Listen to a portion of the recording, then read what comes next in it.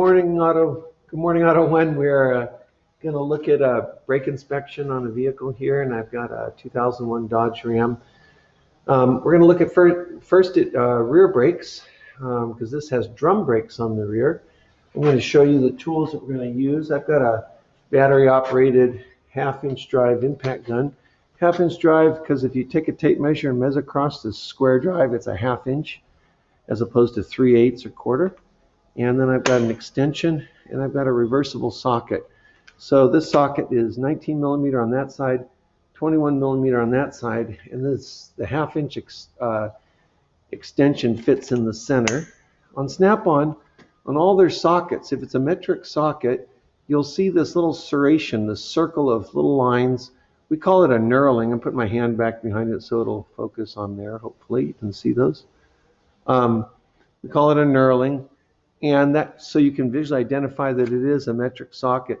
Every car made in America or anywhere for the last 20 years uses metric fasteners. So we're going to put this on. I can push the button there or here to change the direction. I'm going to be going in the counterclockwise direction.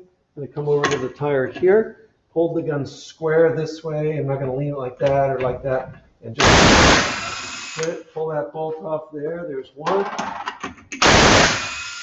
We always tighten in the star pattern, and it's kind of a good practice to loosen in the star pattern, but it's not essential. So I've got those center caps coming off.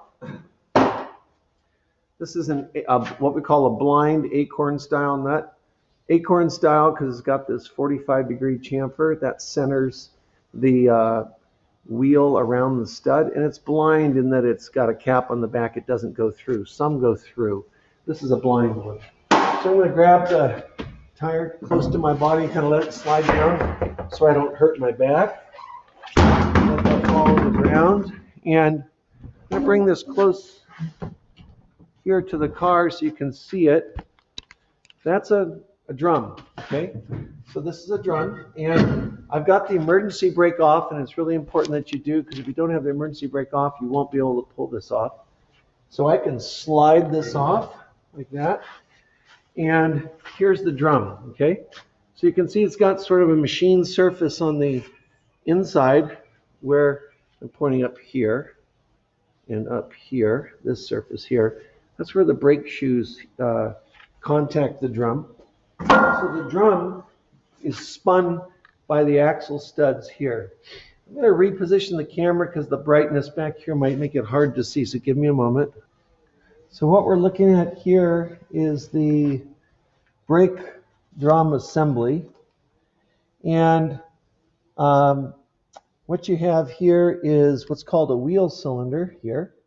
So when you push the brake pedal, inside here is a metal line that brings brake fluid. Sorry, this rubber hose brings brake fluid into here, goes into that metal line that way.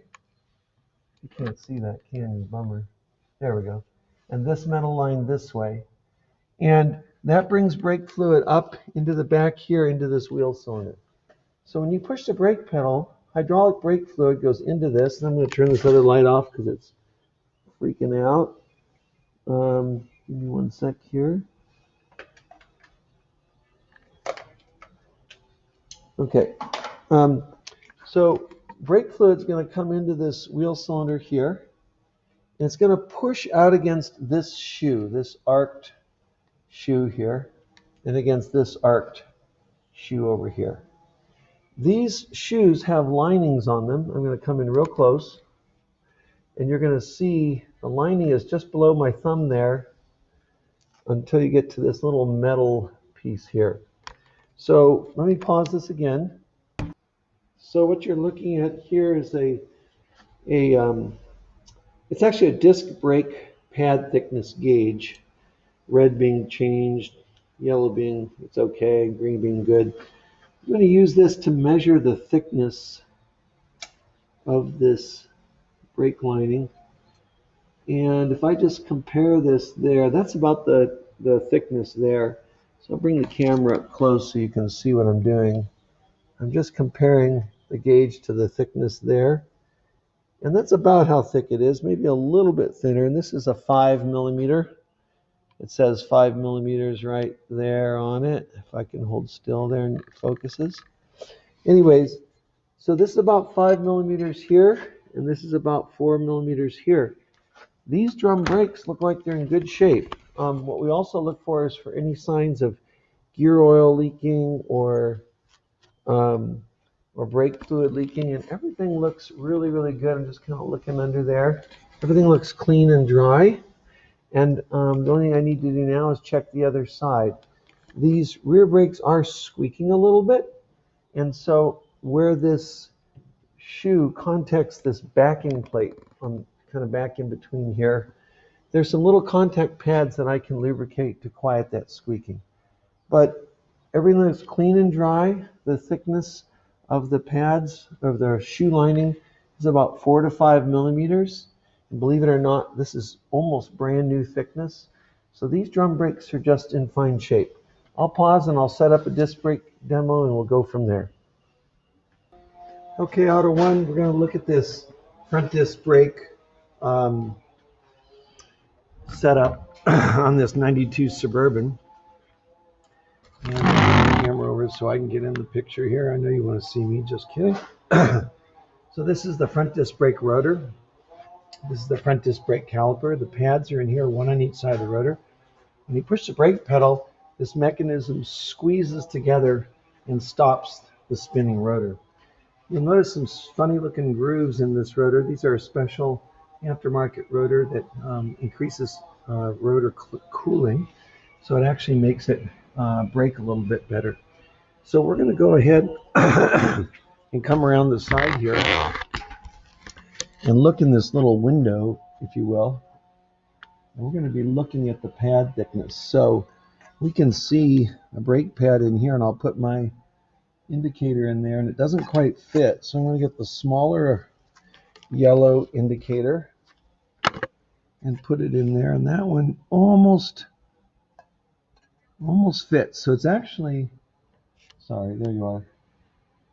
So I'm looking at the pad thickness there, and I'm looking at the pad thickness in here. The outside pad is thicker than the inside pad.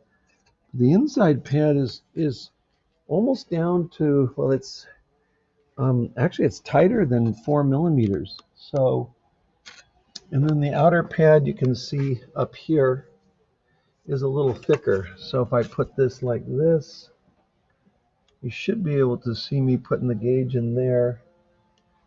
And that's actually got some play. So the outer one is more like, let me see if I can get my gauge here. Sorry to make you seasick. Probably tired of that one.